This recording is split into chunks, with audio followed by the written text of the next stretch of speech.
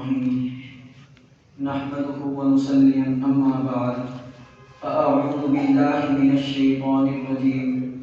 فلعلك باخع نفسك على آثارهم إن لم يؤمنوا بهذا الحديث أسفا صدق الله العظيم کہ محمد سے وفا تونے تو ہم تیرے ہیں، کہ محمد سے وفا تونے تو ہم تیرے ہیں، یہ جہاں چیز ہے کیا لوح و قلم تیرے ہیں۔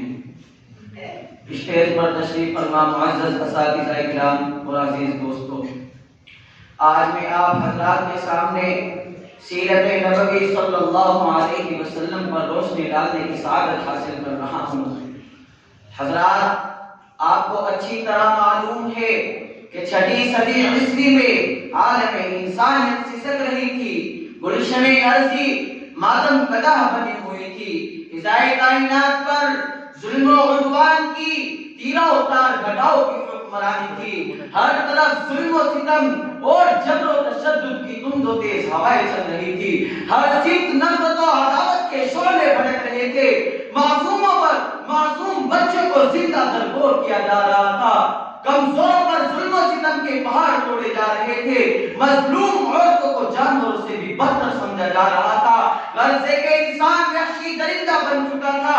اور انسانیت تباہی اور بربادی کے آخری نشان تک پہنچ چکی تھی کہ اچانک رحمت خداوندی جوش میں آئی اور عرب کے تپتے ہوئے صحرا میں اس نبی امی کا ظہور ہوا کہ جو سارے جہاں کا درد اپنے دل میں سمیٹے ہوئے تھا، کہ خنجر چلے کسی پہ تڑپتے ہیں ہم کا حقیقی مصداق تھا۔ چنانچہ اس ذات مقدس نے ان تمام ظلم و ستم کے خلاف عالم بغاوت بلند کیا اور انسانوں کو صحیح راہ دکھلانے کی کوشش کی، انہیں ضلالت کے اندھیروں سے نکال کر ہدایت کی روشنی میں لا کھڑا کر دیا، زنجیر غلامی میں جکڑے ہوئے انسانوں کو آزادی کی فضا بخشی، معصوم کلیوں کو مسکرانے کا حق عطا کیا، مظلوم عورتوں کو باعزت مقام عطا کیا، بگڑے ہوئے معاشرے کی اصلاح کی اور تڑپتی ہوئی انسانیت کی مسیحائی کی۔ محترم حضرات، ایسی عظیم ہستی،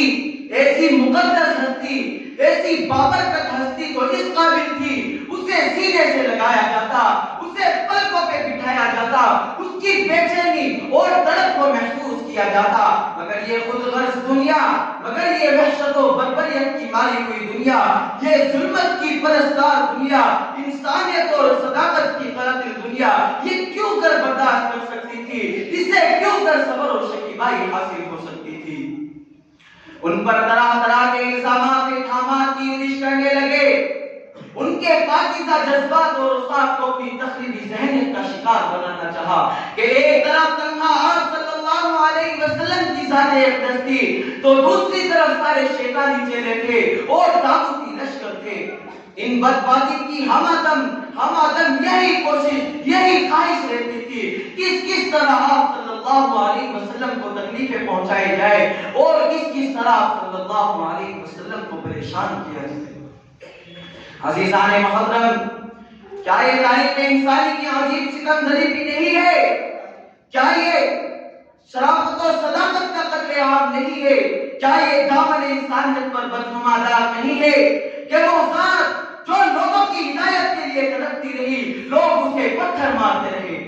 وہ ذات جو لوگوں کی بھلائی کے لیے اپنے وجود کو بلاتی رہی، لوگ اسے گالیاں دیتے رہے، وہ ذات جو لوگوں کو ظلم و ستم سے نجات دلانے کے لیے پریشان رہی،